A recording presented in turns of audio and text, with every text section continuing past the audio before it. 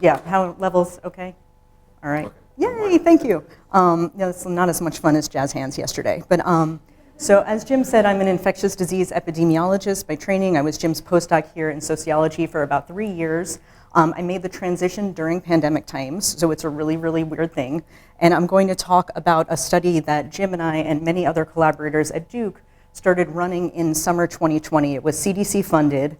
And as Tom was saying earlier, snowball sampling is basically the process that's being used during contact tracing, but there's an element of discrimination where they're not tracing all contacts. You want to try to follow the positive contacts through the community. And so it basically is discriminative snowball sampling.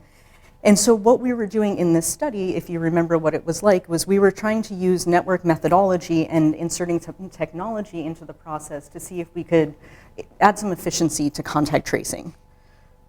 So this is the moment that we were living in when we got the study off the ground. So at this time, 90% of the cases in the neighboring county had no known source. PCR testing was scarce. It's when you were still being given, a queue to get in if you needed to get testing. And then it was days to get tested, get your results, and then it was relying on a lot of people to isolate. So contact tracing is what we call a ring containment strategy. And so what you're trying to do is you're trying to isolate an infection in a network so that it has nowhere else to go. Vaccination is another ring containment strategy. What you're trying to do is you're trying to decrease the number of susceptible people in a network so that if an infection enters, there's nowhere else for it to go. So contact tracing is a multi-step ring containment strategy because you have to identify the people at risk, you have to get them tested, you have to get them resulted, and then you're relying on them to isolate for it to be effective, or you're treating them until they're not infectious anymore. So contact tracing itself was refined over decades for infections that do not move, like SARS-CoV-2. It was mostly for STIs, tuberculosis, things like that. And so it's not optimized for an infection that has a lot of pre-symptomatic and asymptomatic transmission. So you don't know who is infectious at the time that they need testing. You've lost that signal. It has a very short serial interval, which is the time from when you're infected until you can infect someone else, until you are infectious. And then, there were just so many people, it's a casually transmitted infection. So we wanted to see if we could make some improvements. So we developed a platform, an electronic platform, to take a lot of the burden of the person time off of the contact tracing. We were also going to use a snowball sampling method, and we wanted to look at engagement with the method that we were measuring with the number of contacts that were actually described by the enrollees, the number of peers that they actually recruited, and then we were also aiming for a demographic match to both the cases that we believed to be infected, knowing that those data were very, very poor, and also our background population, which was Durham County. So the city of Durham, where we are now, is inside the county of Durham, which is actually an incredibly diverse, incredibly interesting county. So there's a wide range of educational attainment. About a quarter of the Durham County residents have a graduate degree, a master's degree or higher. And then another quarter of adults aged 25 and older have high school equivalent or lower. There's a wide range of economic statuses, and about 55 or 58% of the county identifies as non-white. So we were trying to make sure that we weren't, exacerbating a problem where we were starting at Duke University in our health system and only tracing the people that probably already had access to testing. And then we had a couple of markers that we were using for efficiency in contact tracing. So we wanted to know how long it took to collect the information from people and then get to our next wave of participants. And then we wanted to exceed, one of our big markers was exceeding the % positivity when we were testing people, because in the context, especially of limited resources, and when you're trying to find people who are positive, there's a lot less value in a negative test than there is in a positive test. And this is compounded for an infection where we have a lot of pre-symptomatic transmission. We don't know when someone's serial interval started. So you can have a negative test that's actually a false negative because you tested them too early or too late. So we were using kind of a network-informed selection based on where people said that they went and who they interacted with to try to decide who should get testing. So we were discriminating that as well. So our seeds or snowball starters were first diagnosed at a Duke University health system site. They had to be adult residents of Durham County. This is an academic medical center, and in our electronic health record, we have a marker for you've opted out of research, so we excluded those people off the bat. And then they also had to be notified of their infection. So we didn't want them to get an email from us that was like, you have COVID, and they didn't already know that, because especially in 2020, it was, a really frightening diagnosis. Our WAVE participants, or our peers, had to be recruited by another study participant, a seed or a peer, and then they had to be geographically close enough to Durham County that we could sample them. So when we first got started, there was no research clinic for testing. So we worked with a research clinic here, they agreed to do our sampling, and then we actually sent the people in the spacesuits out to their houses so that they could get sampled, which actually worked really well. And then once testing became more available, the participants started reporting that their neighbors were taking pictures of the people going in and out of their houses in the spacesuits, and it wasn't so cool anymore. But then they actually stood up a research clinic, so we gave participants the option of going into a clinic to get sampled or to still have the spacesuit people who, didn't have like the positive air pressure suits. They were just, masked up and everything at that point. And then since we have a lot of Spanish-speaking residents in Durham County, we had completely parallel pathways that were English language or Spanish language from start to finish, and then we also had Spanish-speaking clinical research coordinators.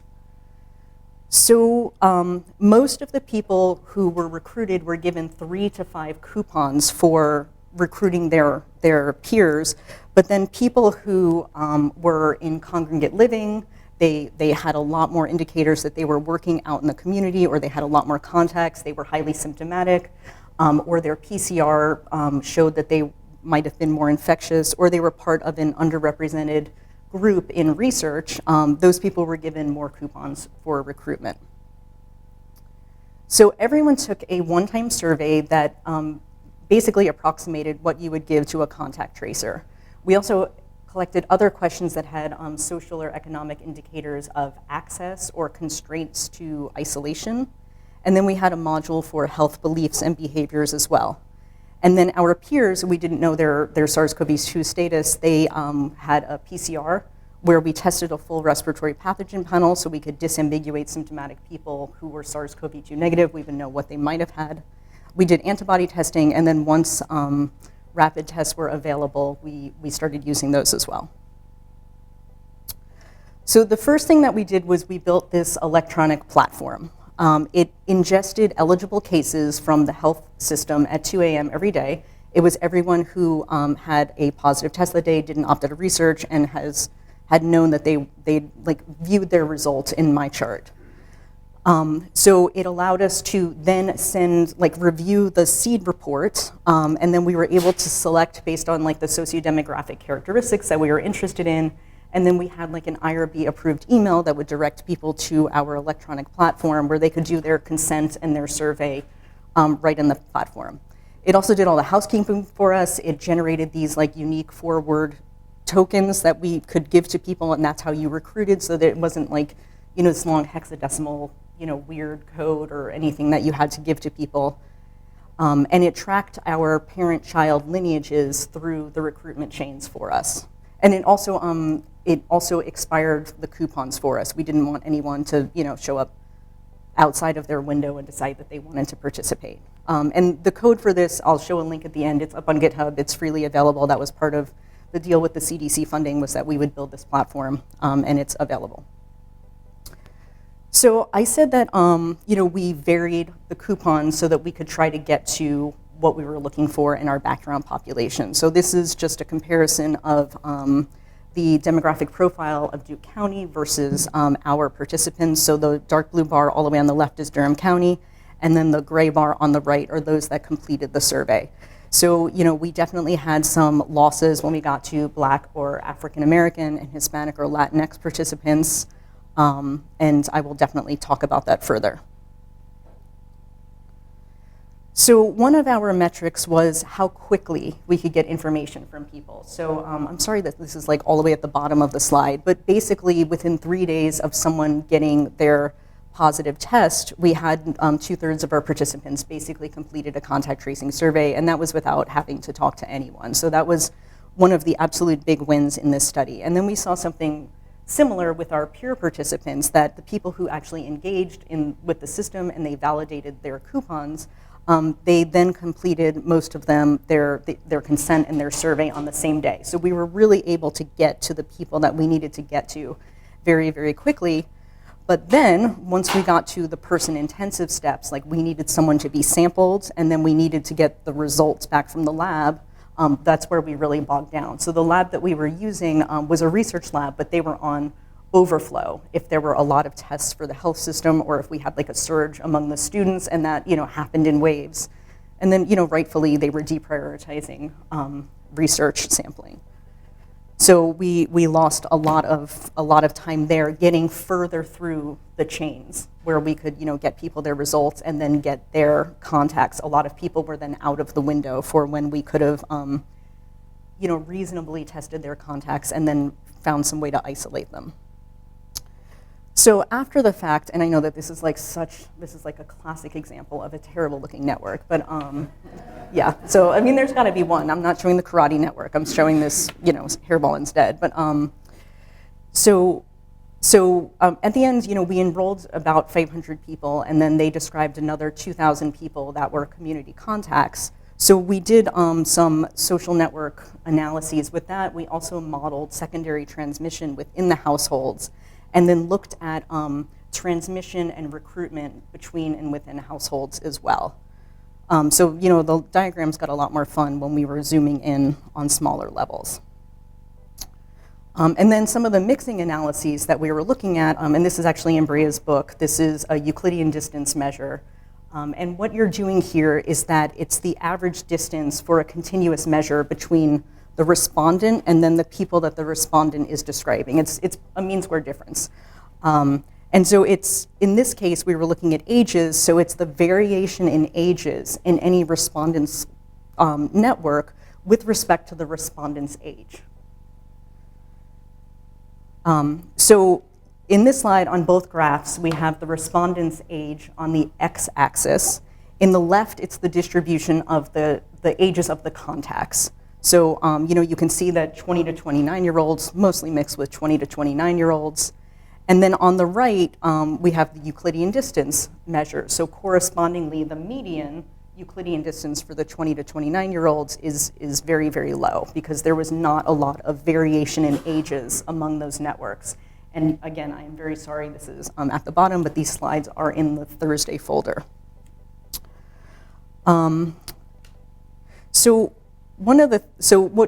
this is, so if you have a low Euclidean distance, it's a similar age range around the respondent, and then if it's high,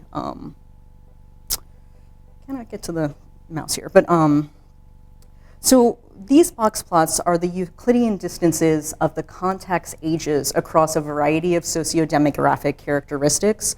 So this is the age on the right is the same one that we were just looking at in the prior slide. But what we can see here is that among our non-binary participants, that the median Euclidean distance is very, very close to 0. That means that for half of our non-binary respondents, there was like little to no span of ages. They all had very, very similar ages in their network. There was not a lot of mixing across age bands. But we can see that for our Black or African American participants, there was a much, much wider range of ages, and we can see that by the higher Euclidean distance measures. And so what this is telling us is that our Black or African American participants were mixing with people across a wider range of ages. And it was a mix of both workplace and caregiving familial ties. So one of the things that we're looking at now is different ways that we can leverage some of these patterns to increase recruitment in future studies. If we understand these mixing patterns in the community, how can we leverage some of that trust, because that's what you're doing in a link tracing design, is you're leveraging trust from one person to another to try to figure out who we can recruit so that we can get to some of the people that are historically excluded from research. So continuing with this idea, we're looking at the social contact and social mixing among people by gender. So we've got the respondent's gender on the x-axis, and then the gender of contacts are the proportion bars. And so Durham County is the proportion of gender in Durham County is all the way on the left, and then our respondents by male, female, or non-binary self-identification. And you can see that our non-binary participants were much more likely to report non-binary contacts, so far exceeding what you would see in the county, and it appears that there is some amount of preferential mixing there.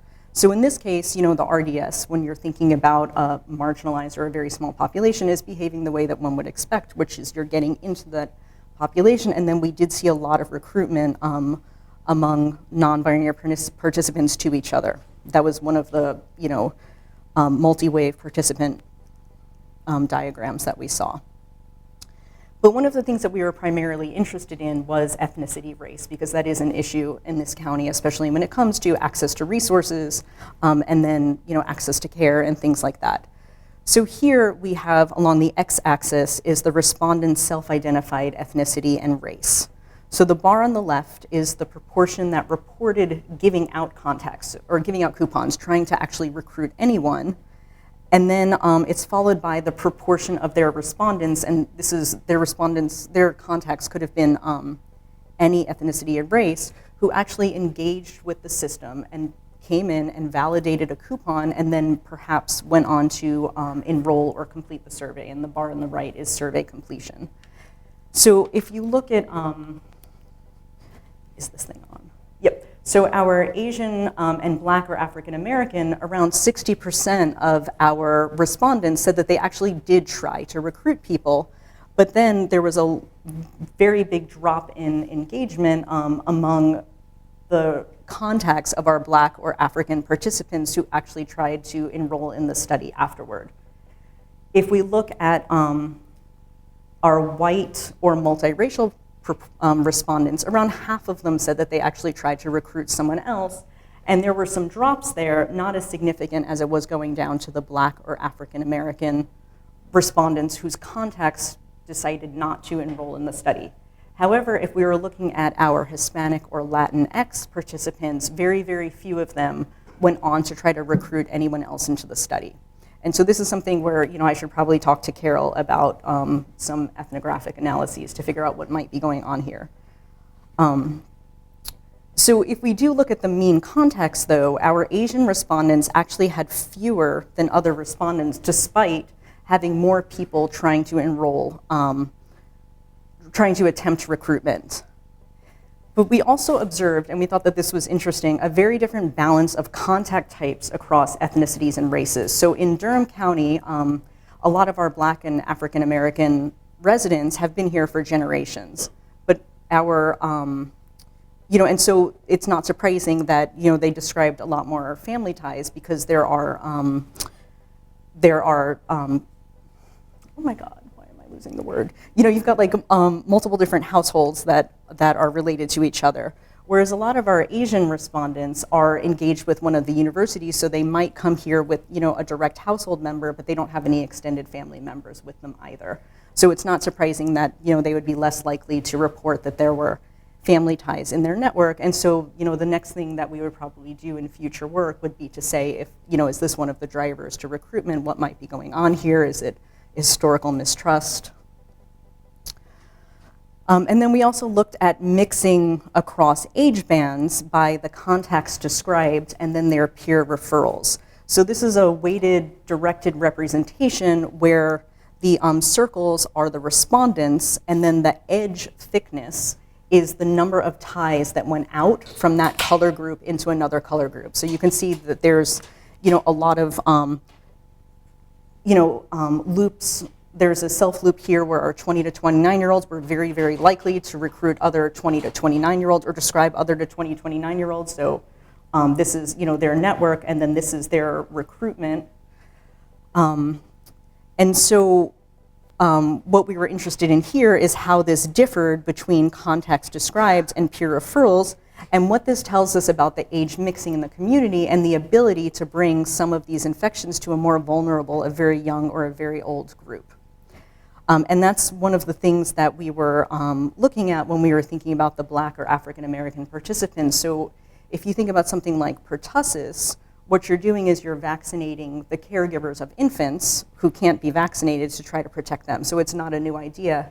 But if you look at the idea that our Black or African American participants were much more likely to mix with people who are much older or much younger because people were caregiving in both directions, then from a public health perspective, vaccinating a Black adult in Durham County might have a greater public health benefit in stopping infections that have a higher likelihood of severe issues in the very young or the very old. So the last thing that we're working on, and we're working on this currently, is trying to figure out what our gateway populations are. So who can we recruit so that we can get to the populations of interest? And we saw that with our non-binary participants, we kind of got in that network and it was able to work. If there was another question of interest that was specific to issues in that community, then that would be a great way to do it. It's exactly what you're looking for in a traditional RDS. But we're also trying to play with what are some of the other node or edge characteristics that, one or two steps away from that community, it might be a group that is more easily enrolled that can lead us into a community leveraging that trust between participants, which is the purpose of a lot of these link tracing designs. But the difficulty here is making sure that you're not doing it from a group that's already over-enrolled, so you have too many people that you're working on, so that you have, if I wouldn't want to start with white people in their 40s because so few of their links go on to the group that we want. So it's balancing the amount of enrollment to get into the community that we're interested in. And then the other issue is, we are leveraging family ties, but you can't really enroll people based on an edge characteristic if you're looking for a cohort. So we've still got to get it back to a node characteristic. And that is it. I think I kind of blazed through that. So I don't know if there are any questions. This was CDC funded, but I was supported by the same R25 as you all are here for the workshop when I was Jim's postdoc. So I definitely want to acknowledge both of those awards. And then we've got some de-identified data on the DNAC website. We've got some of the social mixing code to create some of these graphs, and then a link to the final report that we submitted to CDC, which has many more results.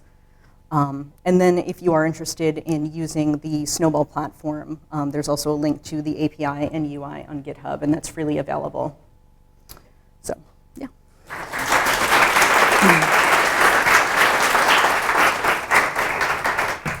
Those of you that do medical patient research, I think one of the data might have just undersold here. The Snowball platform works well with all the systems that Yeah.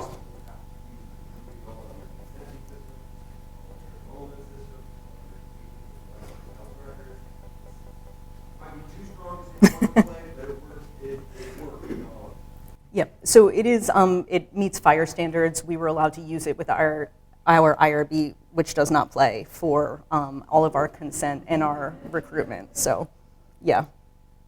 Yeah. I mean, it was from start to finish. They were in the electronic platform, and we were integrated with our health system. It is, agnostic to cloud service. It's actually a pretty great flexible system. So, thank you.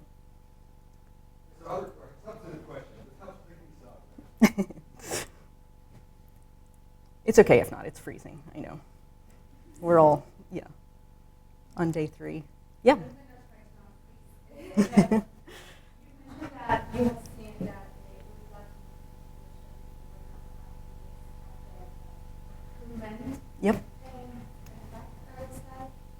So this is something I haven't known else I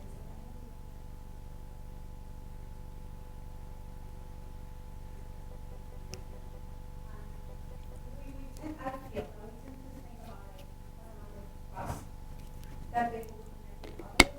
What I was finding is actually that what I was missing maybe in my approach was that there's not cost for those individuals, especially with a career education that I think of actually making happen.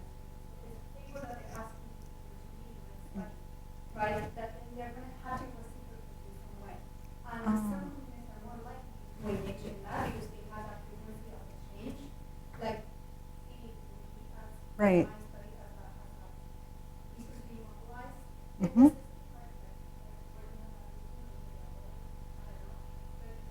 There's that cost in that right. that they may not want to do that or maybe that that's fascinating. Okay. They cannot test, they don't have the contact, and it's much more negative situation. Yet, we're having narratives of why they're not doing this. Referral system. Right. Us. Like, can you, Yeah. can you give us all the antibodies? Yeah, that's interesting. That is not something we had considered.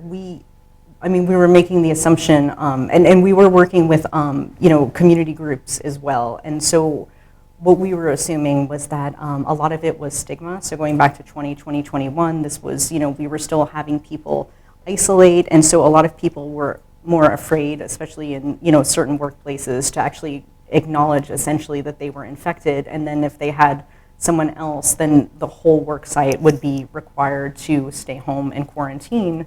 And then there was an economic hit. So that was what we were thinking at certain parts of the pandemic, why we were having trouble with the chains going on, even if people were willing to engage with us for the survey.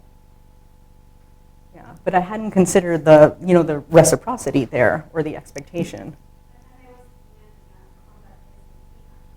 Yeah. Okay. Right. Okay, interesting. Yeah. Right. Did you have a question as well? Okay.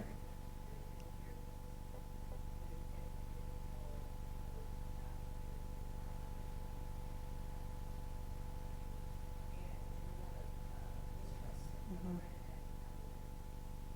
Right. Right.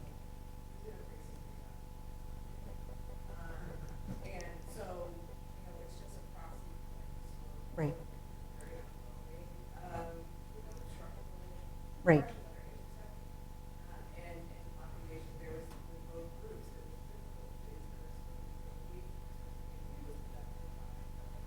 Yep. Right.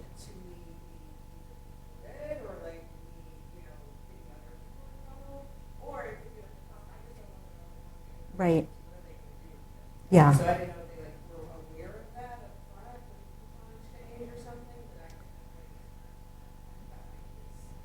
So we did say that we were CDC funded, but we also did have a certificate of confidentiality from HHS, which was in our consent as well. And we explained what that was. So I don't know if that was helpful or not. Yeah. It could have. Yeah, that's true. I don't know. I think it's just another say from the government. Right. You know, like that. Yeah. I don't think that they with the ones that I encountered when I was up surveillance for specifically evaluating barriers and facilitators to engage in surveillance research. It was really down to those two. Right. And another thing is we don't see you. Right. Yep. And, so that is unfortunately represented. It's Mhm. like one of those things. It's we just want to look at this one thing, but we have especially inequities in terms of COVID-19. Right. Right. It's kind of what's going on. The losses that we're experiencing. Look at our Right.